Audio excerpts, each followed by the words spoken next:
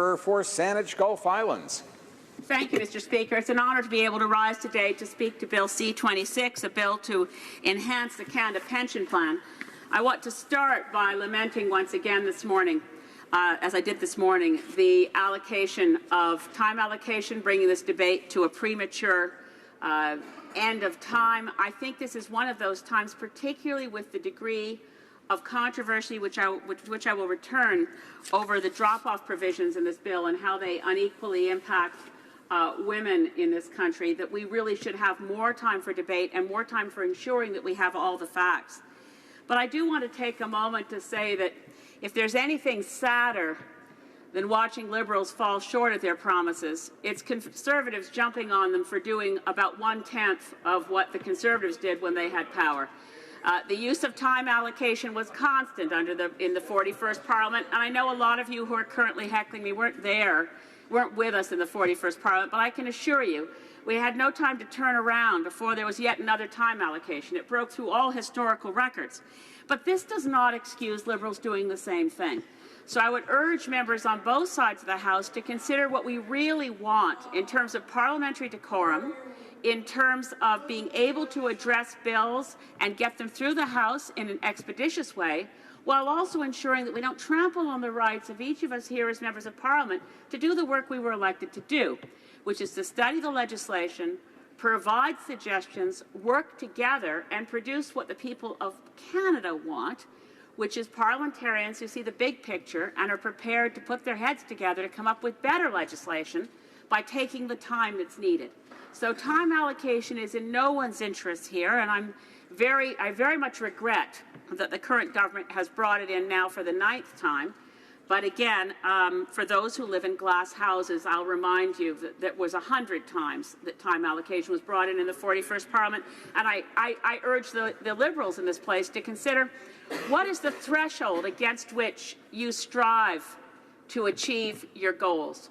And I would urge you not to think that your goal is to be better than on any issue, the environment, climate, treatment of veterans, criminal justice, C-51, parliamentary decorum, use of time allocation. Your goal must not to do better than what Prime Minister Harper did. I want to set a really ambitious goal for you. Do better than what Prime Minister Mulroney did. And honestly, I think if you go back and look at the use of time allocation, the number of whipped votes, the treatment of issues, obviously I didn't agree with everything done by the Progressive Conservative majority back in the 80s. But I think if you use that as a benchmark, you'll find you have to set your sights a good deal higher than trying to do better than what the Prime Minister did in the last 41st Parliament. Now, returning to this specific bill, I wish that Bill C-26 did include, I'm sorry, I'm having trouble speaking due to noise. I wish that Bill C-26 dealt with another pension issue. It's an omission, and I hope the Minister of Finance will get back to it in the spring budget.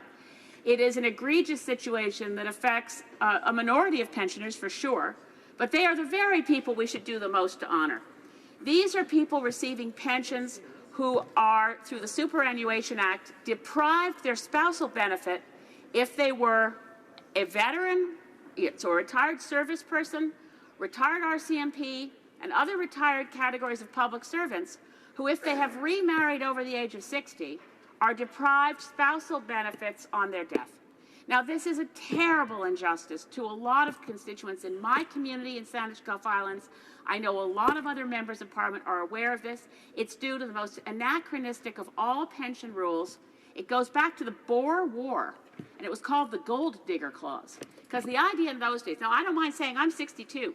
I don't feel like I'm so far with one foot into the grave that the Gold Digger Clause makes sense. But the Gold Digger Clause of the Boer War was that if a soldier came back from the Boer War and they remarried over the age of 60, the only possible reason anyone would marry one of these soldiers would be to get their hands on their benefits when they passed away. So times have changed. Very, very healthy, vigorous adults with lots of life left in them get married over the age of 60. And I have one such serviceman in my riding who received the highest medals of honor, including the French, the Legion of Honor from the French government for his service in the Second World War. And he's now over 90. And every day I see him, he reminds me, please, you must do something about this terrible injustice. I don't want to leave my wife destitute. So I flag that again for the Minister of Finance. Overall, the Green Party supports this bill. We support the fact that it is expanding the most reliable and consistent way that we can take and ensure that seniors in Canada have adequate savings for retirement. The Canada Pension Plan is the most reliable and the most sustainable of what's available. If you look at RRSPs, for example, that's a good program. I know a lot of us will pay into it. But the Registered Retirement Savings Plan appealed primarily to those Canadians who already have the discretionary income to put it into an RSP. That tax will benefit to higher wage earners, costs the tax system quite a lot of money. And if you look at it as a public policy question, it's not clear that the RRSPs make sense. Canada Pension Plan makes abundant sense. And we know right now that fewer than 2/3 of Canadians actually have, I'll put it the other way around, 2/3 of Canadians no longer have any workplace pension. Workplace pensions are disappearing.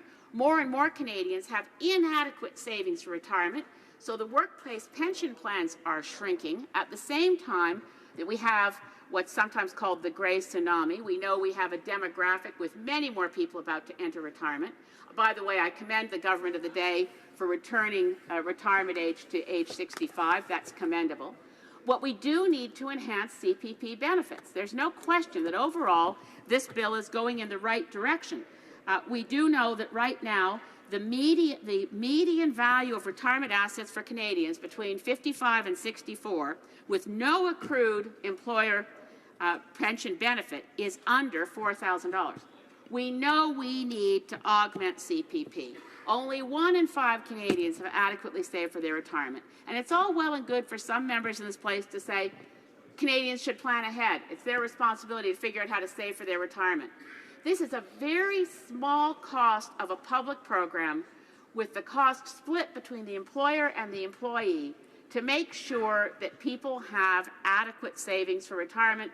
The reason people don't put aside money for retirement, if they don't, is generally because they lack that disposable income, because the other costs of daily life eclipse their ability to set aside money for retirement. So I urge my friends on the other side of the House to embrace expansion of CPP. I agree with the analysis of the Canadian Association of Retired Persons. They do really good work in public policy, and they commend this act as well.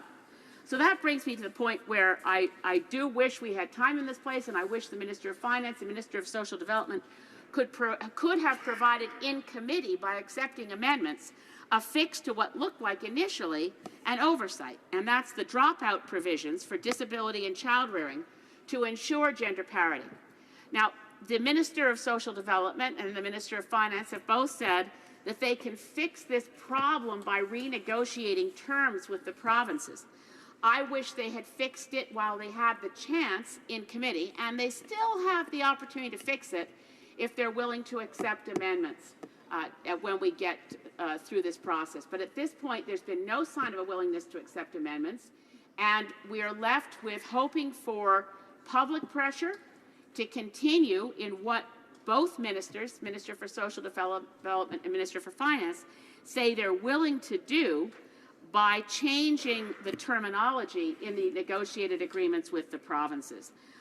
It's very hard to understand how this oversight has not been fixed already. And the conclusion which my friends in the NDP have reached appears an inescapable conclusion.